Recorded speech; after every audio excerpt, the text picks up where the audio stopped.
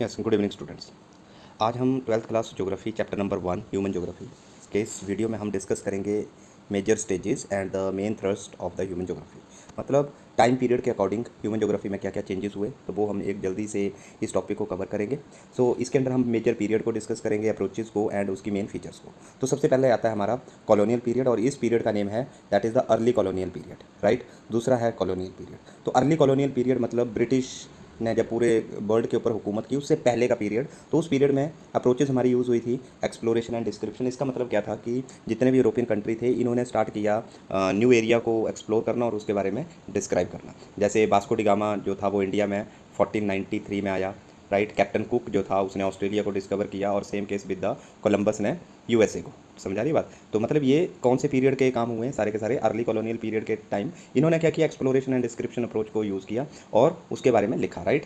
So major feature क्या थी, imperial and trade interest. Why these European people move toward the other countries या other new lands के ऊपर क्यों गए, क्योंकि इंपीरियल उन लैंड को या उन एरियाज़ को अपने अंडर कंट्रोल करना, और साथ में ट्रेड इंटरेस्ट के लिए दे promoted the discovery and exploration of the new areas, and also write the description, also explain the major feature of these areas। ठीक है, तो ये सबसे पहले हमारी अप्रोच थी अर्ली कॉलोनियल पीरियड। और स्टूडेंट्स यहाँ से CUET के भी पॉइंट ऑफ व्यू से इन सारे अप्रोचेज और पीरियड में बहुत क्वेश्चन आते हैं। सेकंड है colonial period, right. After the मतलब कॉलोनियल पीरियड जब ये पूरे वर्ल्ड में चल रहा था हमारा ह्यूमन ज्योग्राफी के डेवलपमेंट, तो कॉलोनियल पीरियड में क्या होता है, रीजनल एनालिसिस अप्रोच यूज़ करते हैं। इसके अंदर क्या था, elaborate description of all aspect of region. मतलब कोई भी एक पर्टिकुलर एरिया है उसकी सारे के सारे आस्पेक्ट के ऊपर डिस्क्रिप्शन। और इसमें क्या रखा गया कि all the regions were the part of the whole मतलब यहाँ पे किसको लिया गया है, अर्थ को। तो ऑल द जितने भी रीजन्स फाइंड हुए, जैसे India, US, Australia, South Africa, या जितने भी ब्राज़ील एटसेट्रा, जितने भी रीजन वर्ल्ड के फाइंड आउट हुए, उनको ये माना गया these region were the part of a whole का मतलब है यहाँ पे दैट इज़ अर्थ, राइट। तो ये सेकंड मेजर पीरियड था कॉलोनियल पीरियड। उसके बाद आता है third one is the 1930 interwar period. मतलब वर्ल्ड वॉर 1 और वर्ल्ड वॉर 2 के बीच का जो पीरियड था उसको 1930 इंटरवॉर पीरियड। एक अप्रोच आई एरियल डिफरेंशिएशन। एरियल डिफरेंशिएशन के जो फादर हैं वो है रिचर्ड हार्टशोन, ठीक है, रिचर्ड हार्टशोन, राइट। तो ये इनके फादर हैं। मेन फोकस क्या था, एरियल डिफरेंशिएशन मतलब how the areas are different from one another.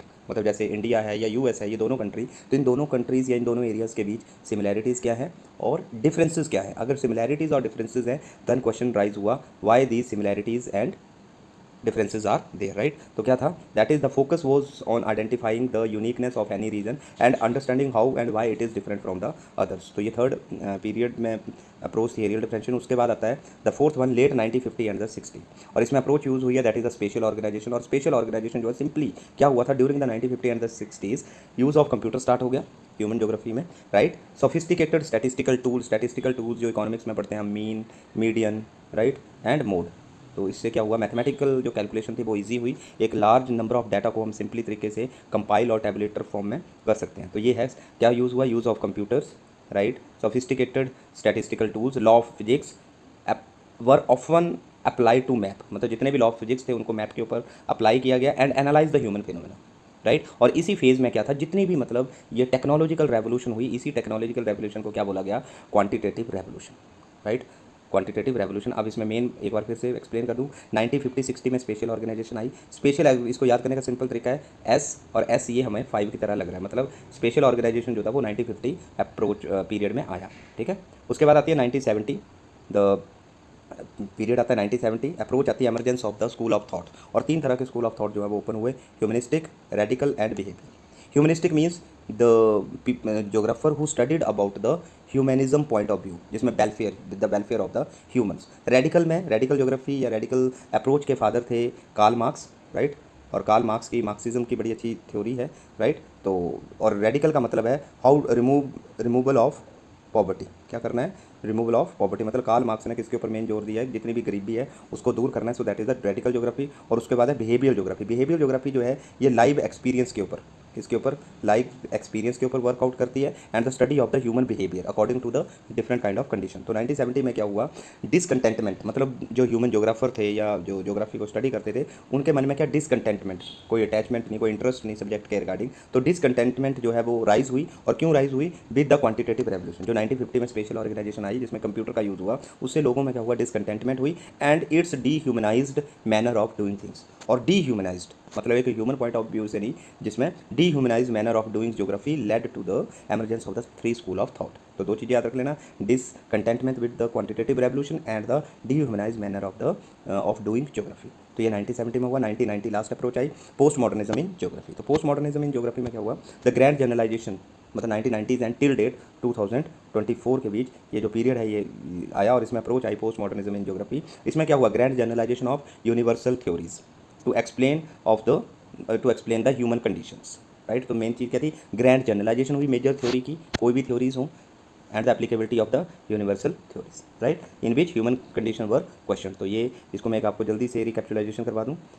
Colonial period में approach I exploration and description, early colonial में, लेटर कॉलोनियल पीरियड में रीजनल एनालिसिस, 1930 इंटरवॉर पीरियड में एरियल डिफरेंशिएशन, एंड 1950 एंड 1960 में special organisation. उसके बाद 1970 emergence of three schools and 1990s post modernism in geography. उसका student last topic आता है इसी चैप्टर का, ह्यूमन ज्योग्राफी सिस्टर एंड सब सिस्टर या ह्यूमन ज्योग्राफी एंड इट्स सब फील्ड्स ऑफ ह्यूमन ज्योग्राफी। तो यहाँ पे क्या है, फील्ड्स है ह्यूमन ज्योग्राफी की, सब फील्ड्स है, interface with the sister disciplines of social sciences. तो मेन डिस्कस कर लेते हैं इसके अंदर।